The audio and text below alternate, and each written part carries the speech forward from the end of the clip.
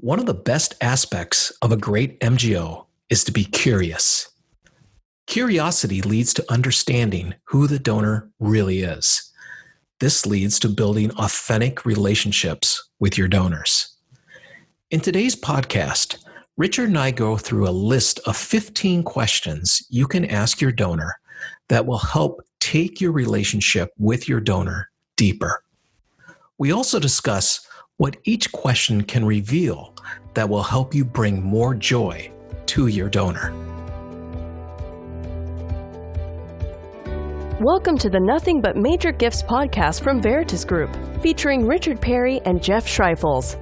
Twice a month, we bring you the latest and best thinking about major gift fundraising, so you can develop authentic relationships with your major donors. Here are your hosts, Richard and Jeff. Hey there, welcome to the podcast today. I've got Richard Perry with me today, and Richard, we're going to help major gift fundraisers by giving them some great questions to ask donors, all in an effort to understand a donor's passion and interests. You know what, Jeff? I'm really glad we're doing this because we've had so many major gift fundraisers ask us, now, how do I really get to know my donor? I mean, what are the questions I need to ask to go deeper with them? I mean, that's what we're getting. Yeah.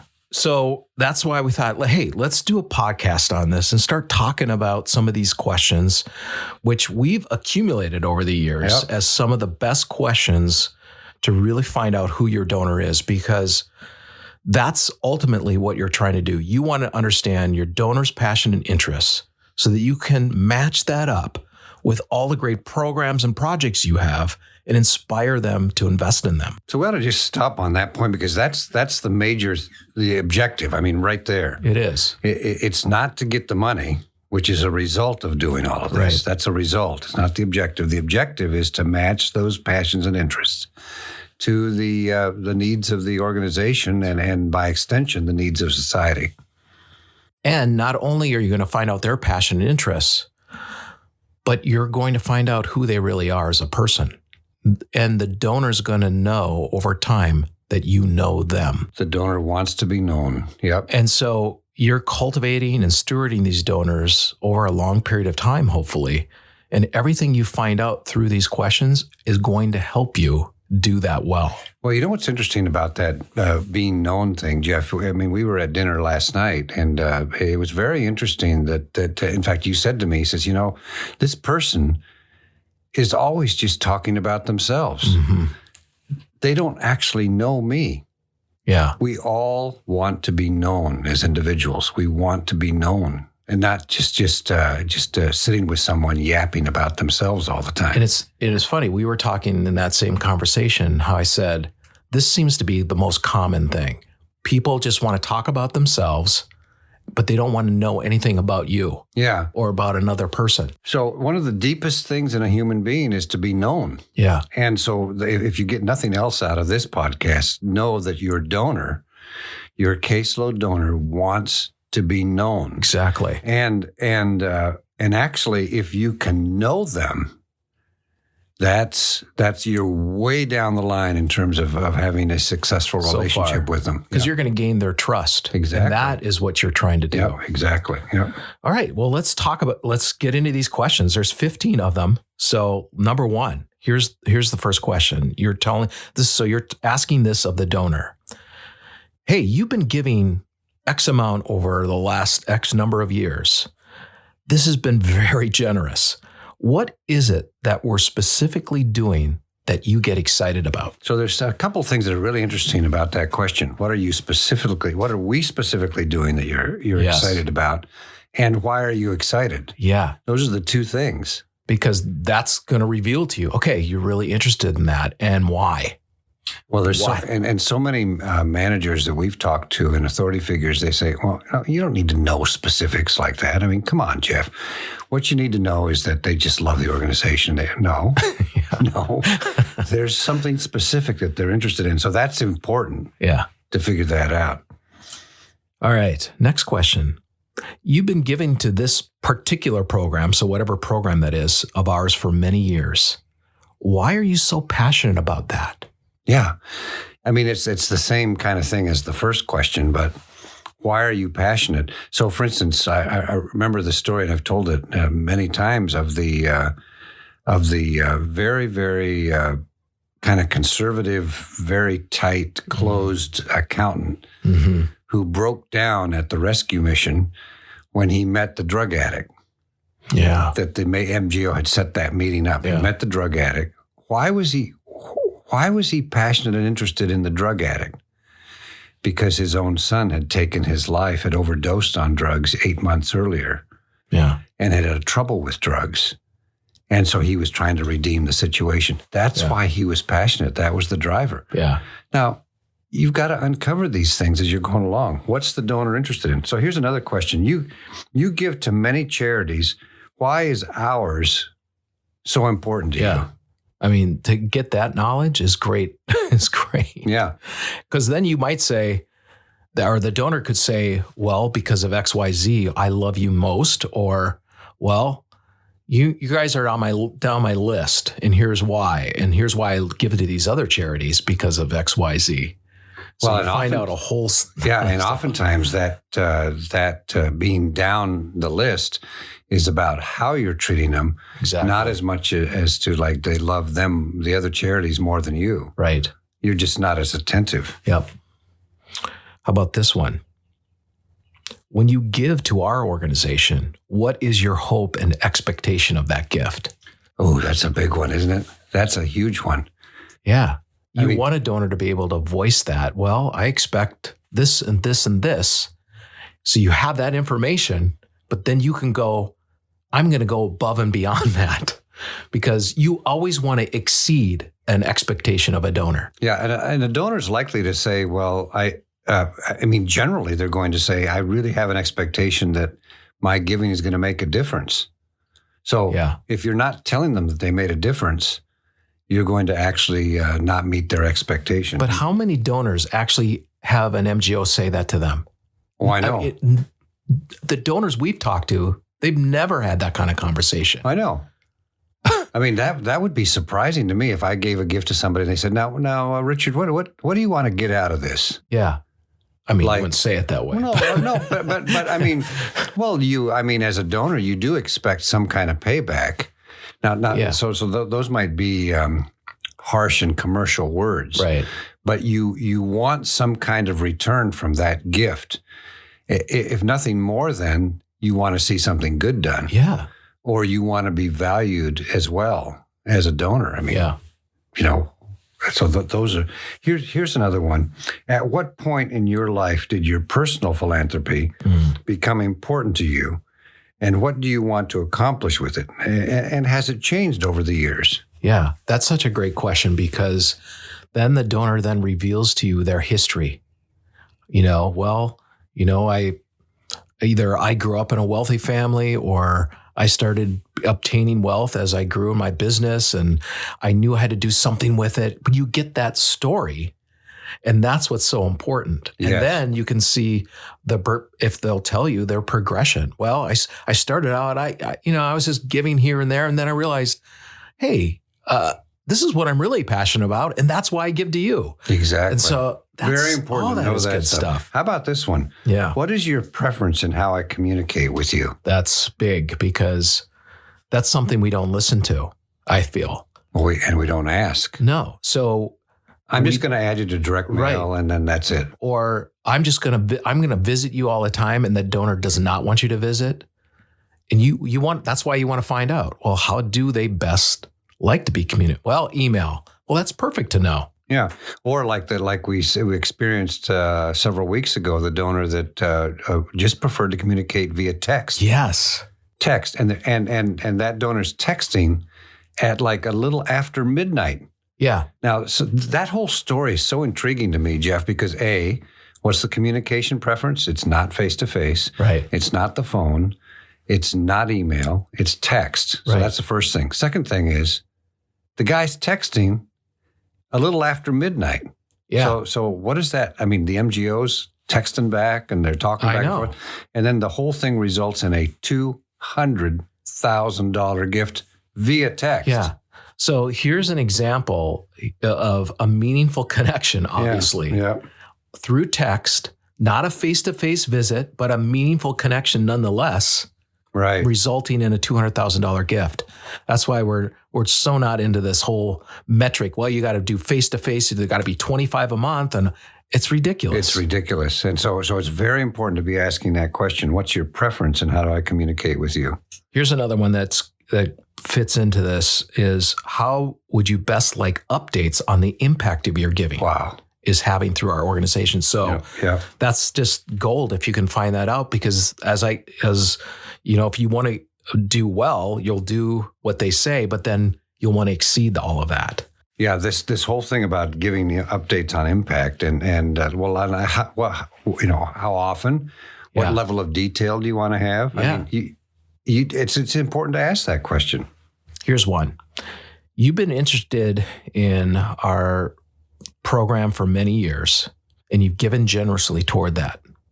Besides your giving, would you like to be involved with us in other ways? So volunteering, at least asking the donor. Yeah. Do you want a deeper relationship besides your donations?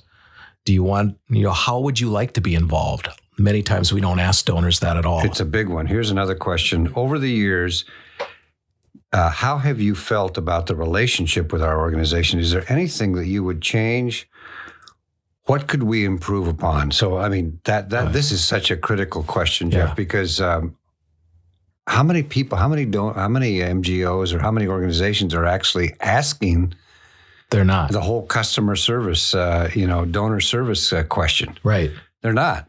I know. And in fact, they may be sitting on some concerns or some negative opinions or whatever that would benefit the nonprofit, that would benefit the MGO greatly, but we don't ask. So. Yeah. And I think the donor wants to be asked. They do. They want input into all of that. Yeah. Here's one. Where do you find the most joy in your life? Well, that's an interesting one. Now, where would that take the conversation, do you think? So many places. I mean, think about the stories that you'll get from a donor if they will open up to you and tell you that. And then because I'm assuming you're an MGO who's very curious, you'll have all kinds of follow-up questions to take the conversation to a new place. Because it'll eventually come back around to, you find joy in this, and so you've been giving to us. What kind of joy does that bring? It gives you huge clues as a major gift officer. It gives you huge clues as to how do you then relate to this donor? And what kind of content do you send them? And what kind of information? And exactly. Yeah. Okay, here's another one. Where do you give of your personal wealth? Why do you give of your personal wealth? Okay. So that just gives you another story of why they feel like they need to give. Well, isn't that sort of related to the question as to why you give to this or that? I mean, it's sort of like similar to that other question, but it's maybe more broad in terms of what are you trying to accomplish on the planet? I mean, because there's all these other things that you're doing. And this is an interesting point, Jeff, and we would suggest to you as a major gift officer, it'd be very good to not have a level of interest. It would be very good to have a level of interest in the other things that the donor is giving to that are not related to your organization. Exactly. And expressing joy and support about that, instead of just well, you know what, donor, all I'm interested in is what you're doing with us, and I don't really care about anything else. Well, then you're basically saying you don't care what they're doing. Right. The other thing I like about this question about why do you give of your personal wealth is that you might get a story of that donor's pain. Mm-hmm. And whenever you can get someone to be vulnerable and talk about pain in their life, that will help you develop that relationship. You'll get to know them more. You'll have more empathy for them. That's just what you want. Yes. Here's a good one. When did you first hear about our organization, and what prompted you to make that first gift? This is very, very important intelligence in terms of even how you're marketing your organization. Like in answer to the, how did you first hear about our organization? We'll give you clues about like donor acquisition programs. Yeah. What kind of information you're putting out in the public square so that, what's working, what's not working. And also what prompted you, what was the offer that was out there? Yeah. This is important marketing. That's right. And if you will, advertising kind of feedback. Yep. Here's one. How do you make decisions about your giving? Who do you seek counsel with? And then what is your process in making a decision to give? So that helps you understand, okay, do they involve their spouse? Do they involve lawyers? All kinds of things. That's important to know because oftentimes the donor, the person that you're talking to, is not the primary decision maker in the household. I mean, How many times have you seen that? Yeah. Here's one here. You've been giving very generously for quite a long time. What would get you so excited that you would want to make a significant investment in our organization? Now, you and I both know, Jeff, that most of these organizations that we work with and that we know about have a very low quantity of transformational gifts, meaning 6, 7 figures, 8-figure gifts. I mean, huge gifts. They have very low quantity of them. And we've also seen that when they do get them, that question has been asked and processed. Yeah. Yeah, exactly. But to know that, so this is one of those questions you would ask as you're trying to identify within your portfolio those 1 to 2 or 2 to 4 people that can make that transformational gift. Mm-hmm. That's one of the first questions you would ask one of those donors. Like right now, you've been giving so generously, but what would it take for you to do this, which is a transformational gift?